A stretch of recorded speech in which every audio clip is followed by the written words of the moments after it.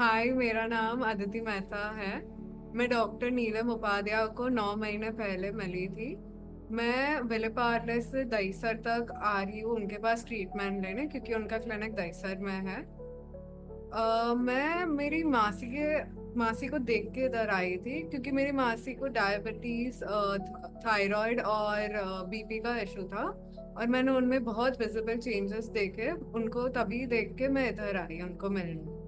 तो मेरे को लेफ्ट हैंड में प्रॉब्लम है जन्म से। तो मैं 22 ईयर्स से फिजियोथेरेपी ले रही थी नीलम मैम को मिलने से पहले। पर मुझे कभी इतने चेंजेस नहीं दिखे या इतना कुछ इम्प्रूवमेंट नहीं दिखा, बहुत थोड़ा सा ही इम्प्रूवमेंट था। पर जब भी मैं उनको मिली भी, मैंने बात भी की, पर मुझे इतना विश्वास नहीं बैठ रहा था कि ये थेरेपी से मेरा हाथ ठीक हो जाएगा। जो मेरे को 22 ईयर्स में नहीं हुआ, वो मुझे थोड़े टाइम में हो जाएगा, वो मेरे को विश्वास नहीं हो रहा था। पर फिर धीरे धीरे 9 महीने हुए, और फिर मेरे को बहुत ऑलमोस्ट मेरे को 8 महीने के बाद विजिबल चेंजेस दिखने लगे मेरे हाथ में। मुझे इधर एक बहुत बड़ी गांठ है नस की, जो अभी इतनी सी हो गई है। मेरा फेस भी थोड़ा फुला हुआ था पहले, पर अभी थोड़ा थिन हो रहा है, शेप में आ रहा है। मुझे थोड़ा हम्प भी था मेरा हाथ की वजह से, वो भी थोड़ा अभी पीछे जा रहा है। आई थिंक आप थोड़ा डिफरेंस देख सकते हो, जो अभी इक्वल लेवल पे होते जा रहा है, पर धीरे धीरे वो होगा।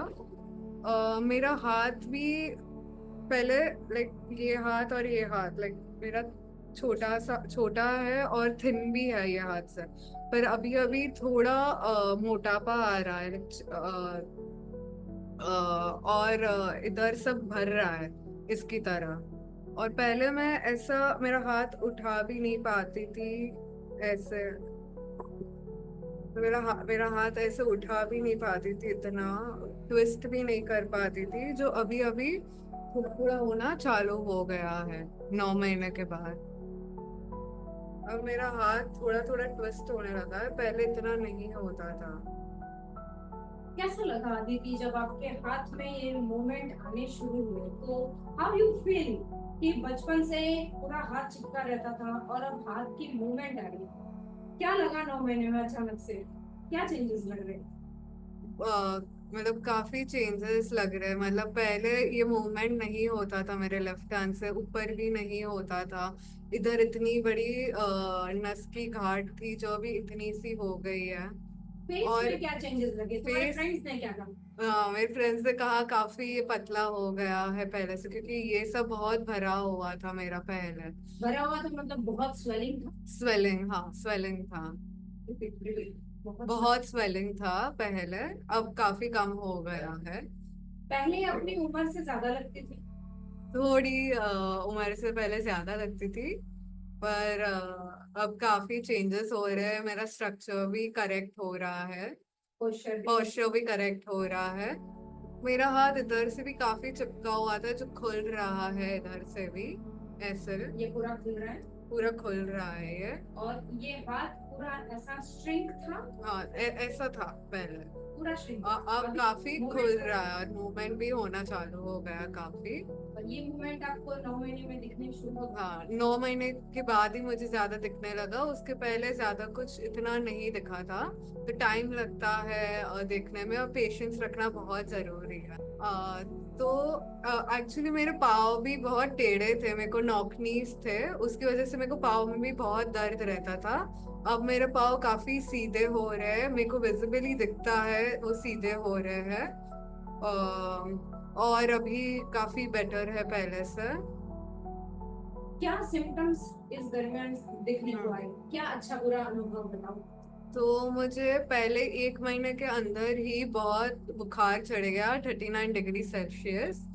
और तभी मेरे पेरेंट्स को भी बहुत डर लगा गया था कि इतना ज्यादा बुखार है, दवाई भी नहीं देनी है, दवाई नहीं खानी होती है पूरे थेरेपी के दरमियान।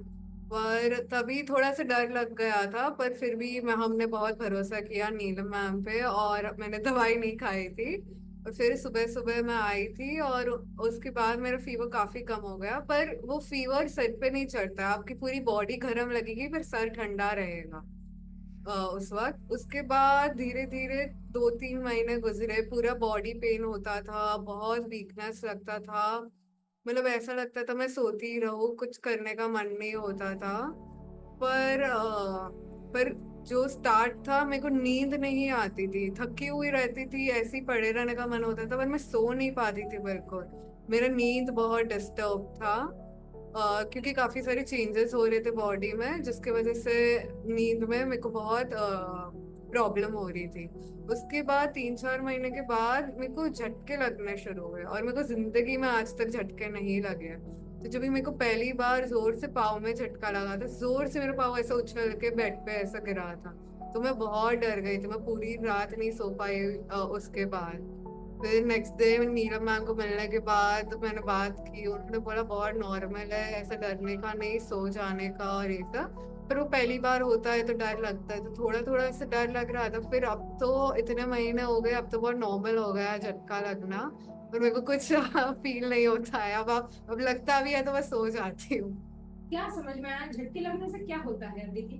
झटके लगने से अब आपकी जो नसें है वो खुलती है, और जो ऐसे टेढ़ापन होता है झुनक को बॉडी में, वो भी थोड़ा थोड़ा सीधा होता है झटके लगते लगते। किसकी किसकी वजह से झटके लगते हैं? थेरेपी के दरमियान लगते हैं? मैं लगाती हूँ। हाँ, वो नीलम मैम ही झटके लगाती है।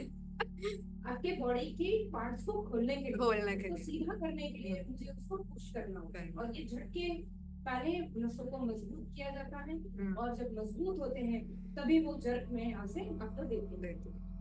क्या पहले बहुत सर्दी खांसी होती थी? हाँ, मुझे बचपन से सर्दी का ये प्रॉब्लम रहा है। मेरे को 365 सर्दी रहती थी, मैं थोड़ा भी कुछ ठंडा खा लूँ या क्लाइमेट चेंज हो जाए तो मुझे सीधा सर्दी हो जाती थी।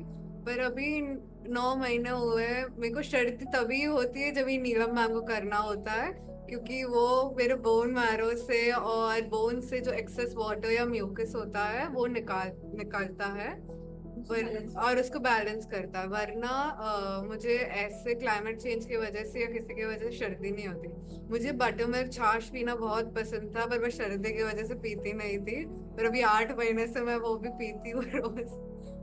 और काफी मुझे खाने पीने में अच्छा खाने है। पीने में खाने में पहले क्या खाती थी? खाने में मैं रोज जंक खाती थी, बाहर जाती थी ऐसे वैसे।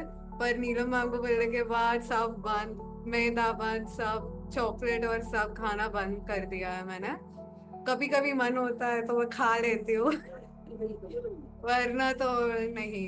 अब हर चीज खाती हो? हर चीज। खाना अब हर चीज खाती हो, पहले नहीं खाती थी हाँ। सब्जियां वगैरह? हाँ, तो मैं पहले सब्जियां नहीं खाती थी, मुझे इतना पसंद नहीं थी सब्जियां खाना।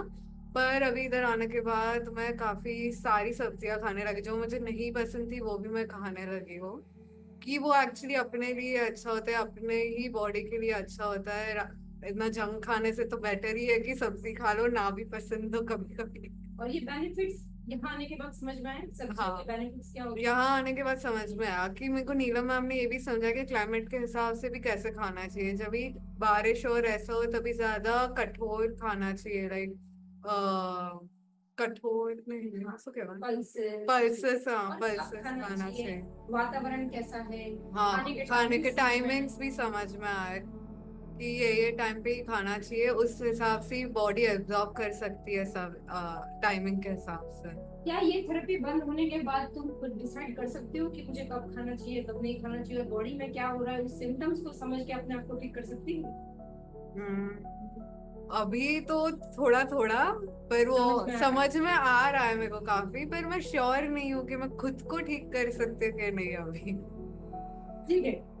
पर और मेरे को हमेशा अगर मेरे को लगे भी कि ये करके मैं ठीक कर सकती हूँ, पर फिर भी मैं एडवाइस लूंगी नीलम मैम से कि ये सही है ना। होता तो मैं हमेशा जुड़ूंगी, हाँ। Because you are a prime member for मी।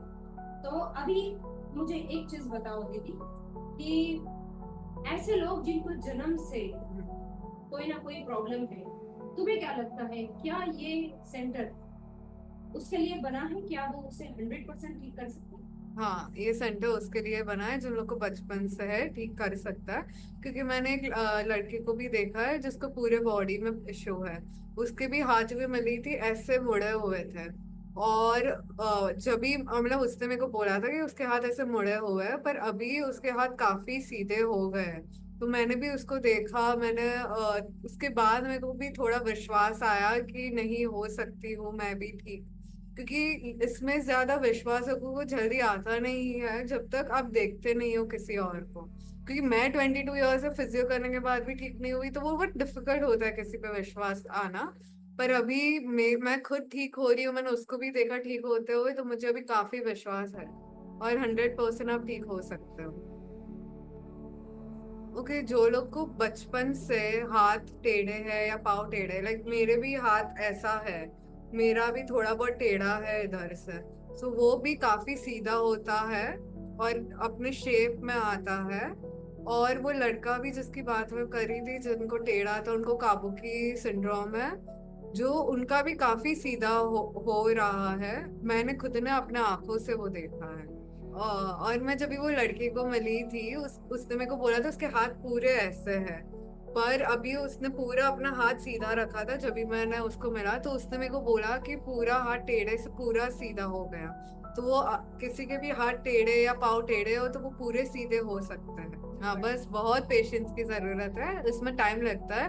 और आपको भी समझना चाहिए कि आपको ये बहुत टाइम से, बचपन से है, तो बहुत पेशेंस रखना जरूरी है। मैंने 22 ईयर्स फिजियो करके मेरे को कोई रिजल्ट नहीं मिला, इतना सहन करने के बाद भी, तो एटलीस्ट तुम थोड़े और 2-3 साल निकाल के थोड़ा पेशेंस रख के ठीक हो सकते हो, तो क्यों नहीं। आपको पूरा विश्वास रखना पड़ेगा नीलम मैम पे। और 100% आप ठीक हो जाओगे। स्टार्टिंग में ना रिजल्ट नहीं दिखता है, थोड़े महीने जाने दो, कम से कम 8 महीने जाने दो, उसके बाद रिजल्ट दिखता है। तो प्लीज थोड़ा पेशेंस रखना और भरोसा रखना नीलम मैम पे। Thank you so much Aditi thank for you. Your feedback.